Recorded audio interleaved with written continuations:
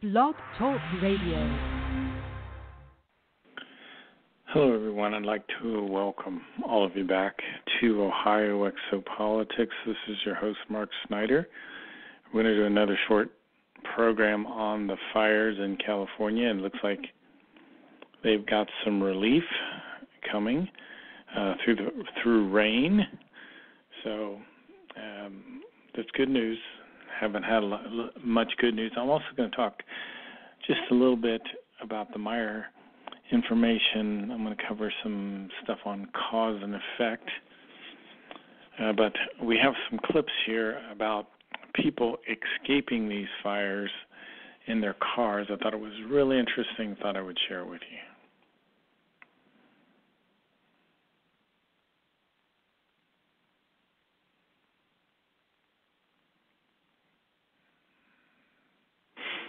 Oh, my studio is acting up. Let me try another clip here. Man, it has been a very brutal last... We're going to start here with a story that is still developing this hour.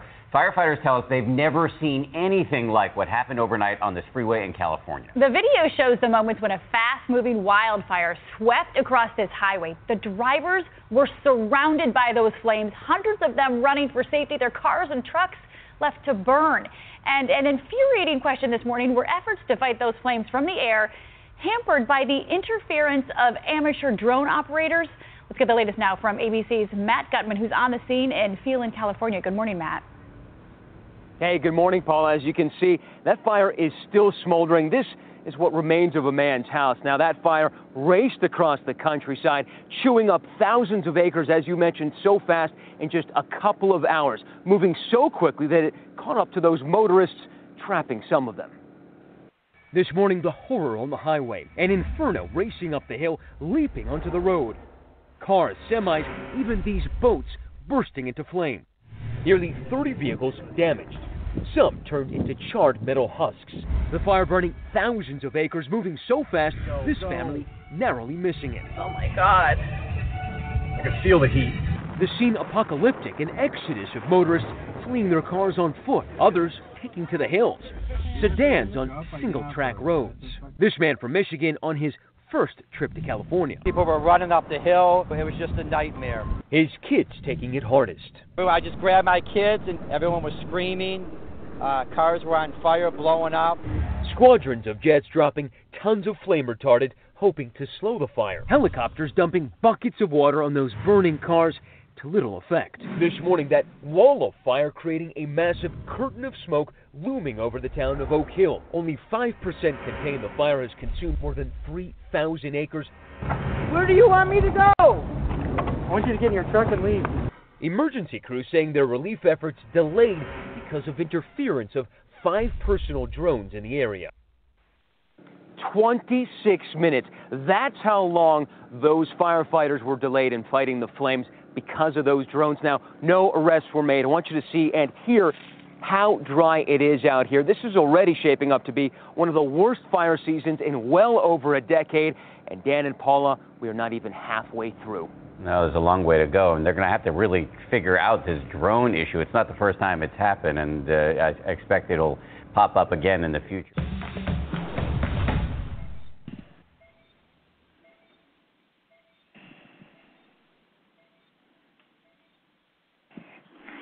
Well, there have been some interesting incidences of people escaping these fires by driving away. There's also been fires that engulfed entire freeways. The largest fire in California has been the fire called the Mendocino Complex Fire, 459,000 acres, when the ranch and the river fires merged together and destroyed about 157,000 residential buildings. So we had more acreage destroyed with that fire, but the largest fire in terms of the number of structures destroyed is called the so-called Camp Fire, which started burning early in November near Camp Creek Road in Butte County in Northern California. Eventually it destroyed 11,862 structures. 9,000 of those, almost 10,000, were single-family homes. very devastating fire in terms of human buildings that were destroyed. The Woolsey fire in Southern California caused 200,000 people to be evacuated from Malibu. So we've had a tremendous 2018 wildfire season in California, 7,500 total fires that have burned an area of about 1.6 million acres, and that's the largest amount of burned acreage recorded in a California fire season. If you look at the trends over the last 15 years, the number of acreage burned in 2005 as compared to 2018. 2018 has burned right around 6 to 8 times more acreage in terms of fire, but I think we've got some major relief. We've had about 4 or 5 inches of rain in Northern California, and that seems to have just about put the campfire out from what I've been able to tell. So that's good news. I got one more clip here concerning the fires, and then I'm going to switch over to just a short little bit on the Meyer information. 44 people have been killed in fires burning across California, at least 42 in what is now California's deadliest fire ever, the so-called Camp Fire, which engulfed communities like Paradise, California. And as officials continue to search for the missing, we are continuing to hear horrible tales from those who escaped the flames. This is the turn going up from Pence Road. I don't even know where I am. It's on fire. And we're stuck in the middle of it. And these trees can come down at any moment. Now, you are listening there to the voice of our next guest. Nicole Jolly works as a nurse at a hospital in Paradise, and she herself barely escaped the fire. Well, with that, we are reaching out to Nicole this morning. She joins us in Chico, California. Nicole, thank you for joining us today. You know, we have to tell people the Paradise, California, yes, a town in your home state, but Paradise is also your home community. You barely escaped with your life. How are you today? I'm alive. You know, and I'm together with my family. And it's okay. We're going to be okay. And I think we need to say the fact that, you say you're alive because you did have such a narrow escape from Paradise. You're a nurse. You're working at the hospital trying to evacuate patients. And walk us through, because once you had evacuated the patients, you tried to get out of Paradise altogether, but found yourself in some very dangerous times. Tell us about that. Yeah, so I started work on Thursday morning, and it was a normal day. I went to work. I got my 5 patients, and it was supposed to be a really good day. It was my Friday, and I was excited for the day. I was making plans to go to coffee later with friends, and I decided, after I got my assignment, I decided to see my most critical patient first. And I decided. Can you hear me? We can hear you, Nicole. So I decided from there I was going to see my most critical patients. As soon as I got into the very first room, I hadn't been more than 20 minutes after I clocked in, we were evacuating that hospital. And I was putting my most critical patients in wheelchairs and getting them to the emergency room as fast as I could. I had to, put patients that could drive in their own vehicles and tell them, good luck, and it's just, I never thought I'd have to do that. And so we've been trained at this hospital. Anyway, some interesting clips about people escaping these fires in their cars. I have one more clip that didn't play at the beginning of the show. I'll try it one more time. We're going to start here with a story that is still developing this hour.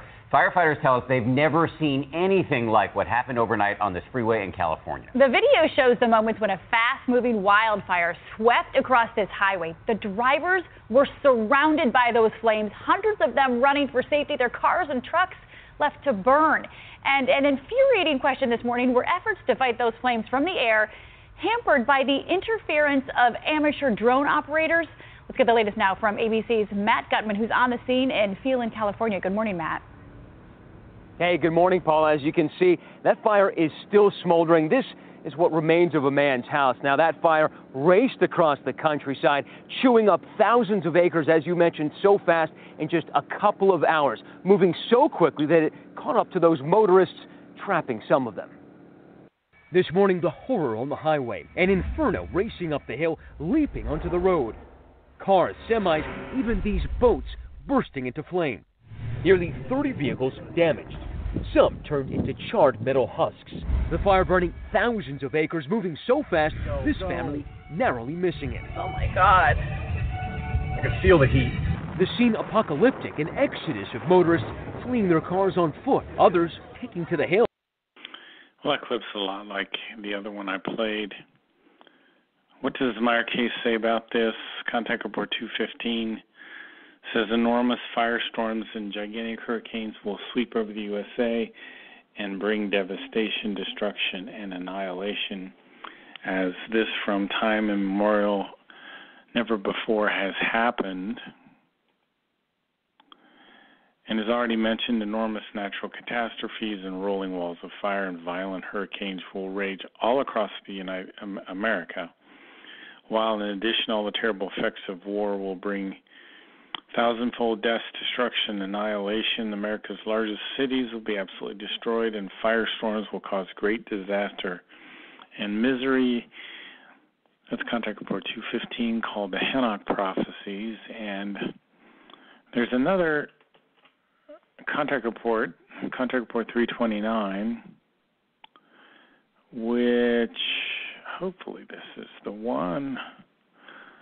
Okay, yeah, this one talks about a much worse fire, a fire that allegedly will sweep across the entire United States, I guess. The raging, rolling fire in the USA in regard to the burning forest you have mentioned corresponds, as a matter of fact, to the statements of the prophecies, yet they establish only a part of that there, because in the more distant time, a still much worse fire will rage that will move there across the United States and leads back to an origin of an act of war. So hopefully, again, these prophecies aren't absolute futures. These are potential futures that we could see if we continue on the path we're on. Hopefully,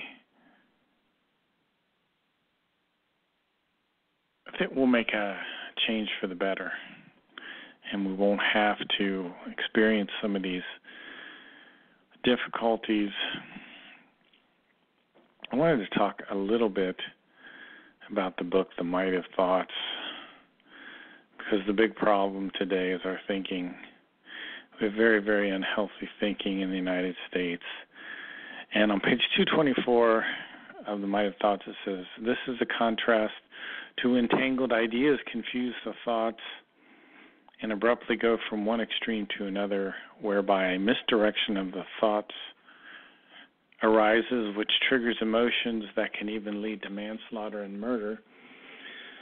So what we have here is a whole series of cause and effect.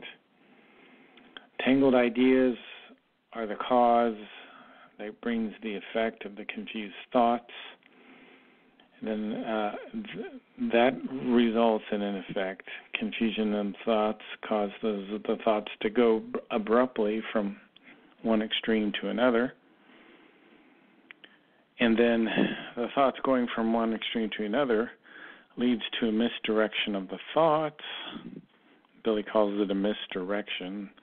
I guess thoughts going in a completely wrong way. And this triggers emotions. And then those triggered emotions have an effect, which is violence, manslaughter, and murder.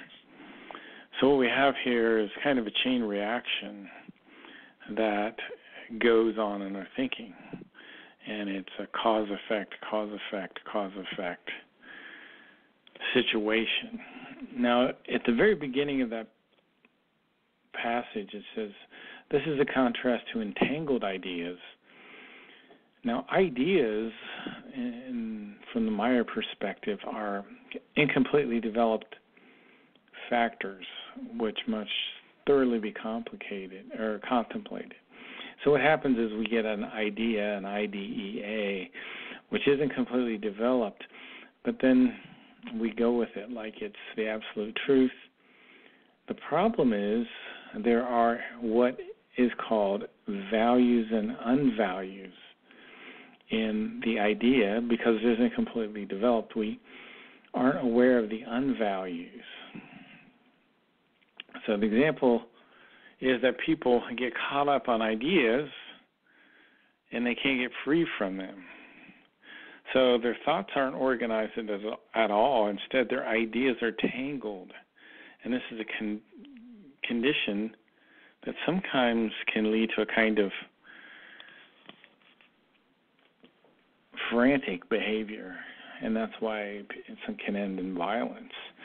So what you have here is a chain reaction of wrong thinking. Remember, in the Meyer case, it talks about in the Meyer thoughts that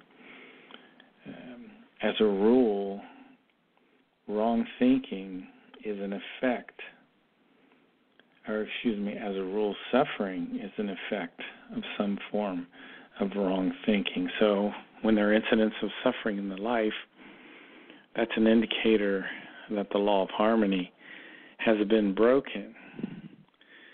So look for suffering in your life, and that will show you that you have some wrong thinking, some areas in your thinking that you need to work on. So we were talking about tangled ideas, and the ideas are incompletely developed factors. They need to be thoroughly contemplated, and you need to recognize what unvalues are still in your idea, your incomplete idea. And then IDEA becomes an ideal, IDEAL, when it's complete. So tangled can be defined as twisted together untidily, matted, confused, jumbled, messed up, messy, chaotic. Tangled can mean to bring together in a mass of confusedly interlaced or intertwisted threads, a mass, a snarl. Also, this is the way our thoughts get. Of course, that's not the way our thoughts are supposed to be.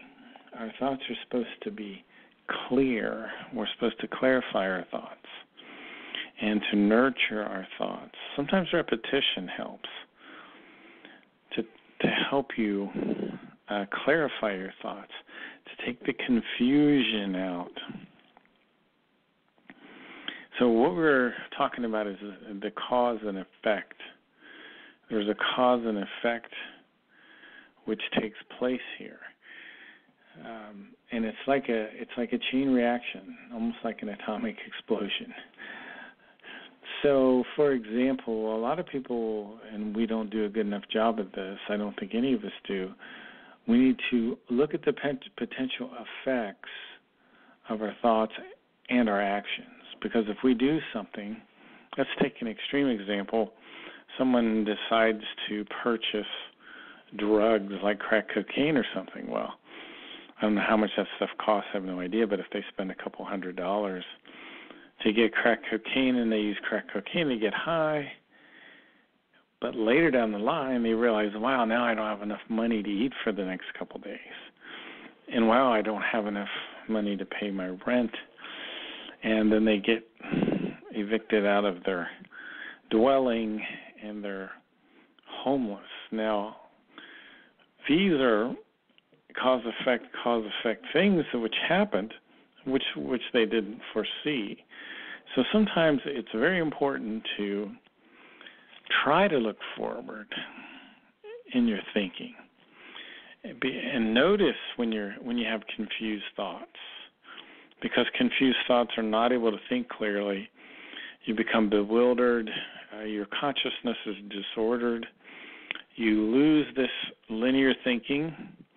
The linear thinking is what allows you to see the cause effect, and look what might happen down the line based on your actions. You know, chess is such a good game for that because it forces you to think in terms of cause and effect.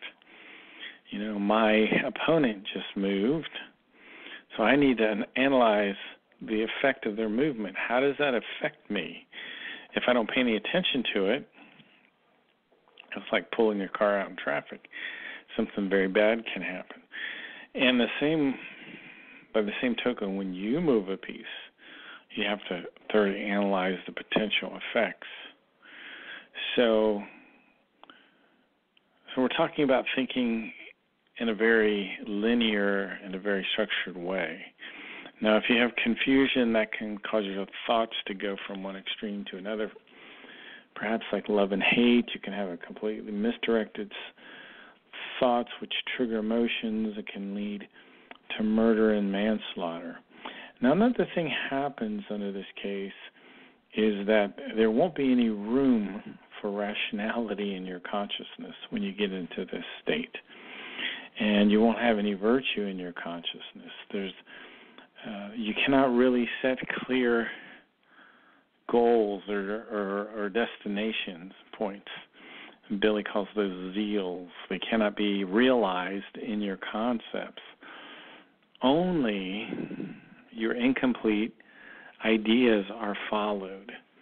So what we need to do is we need to convert those ideas, the unripe factors, into complete concepts. We've analyzed it. We've seen the effects looking forward of this decision. We recognize unvalues, if there are any there. And this is the kind of thinking that we want to have here, so you don't get trapped by your incomplete concepts. So an ideal is something you've thoroughly contemplated, you've walked through it, you've worked through it, you've recognized the values and unvalues. Unvalues are things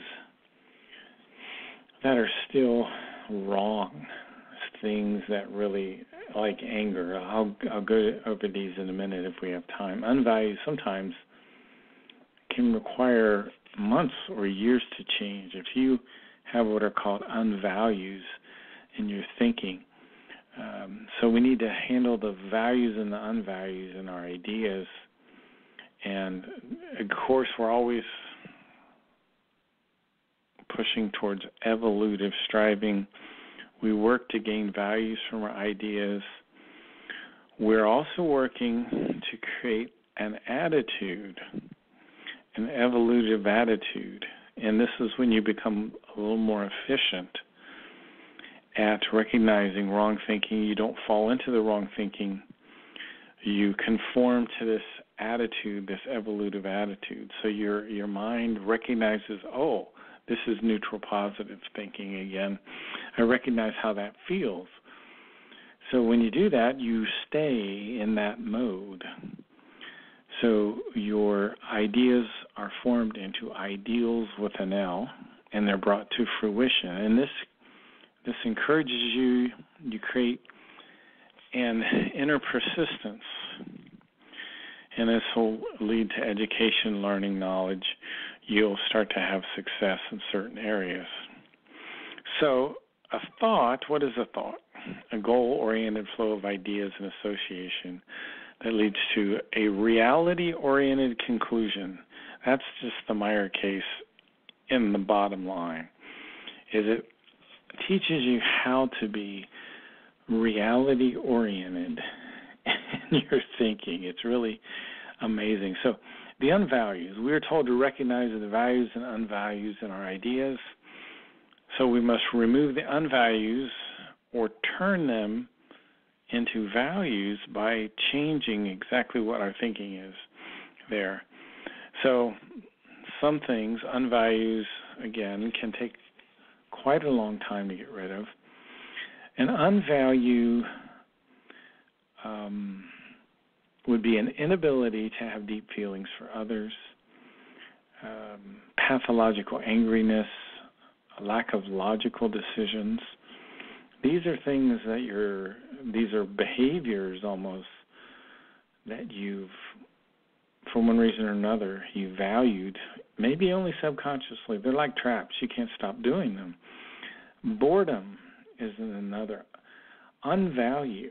If you're bored, you're not thinking the way you should be. You're not seeing things, obviously, that need to be done. A lack of rational conduct around people. Are you someone that's constantly stirring things up? Do you have manipulative behavior? This is an unvalue. Is this idea you have, is it really about manipulating others?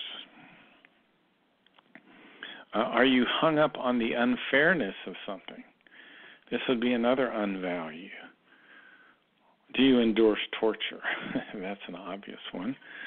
Do you have a hate mentality? Are you hating someone? Do you hold the idea of hate? Do you have remorselessness?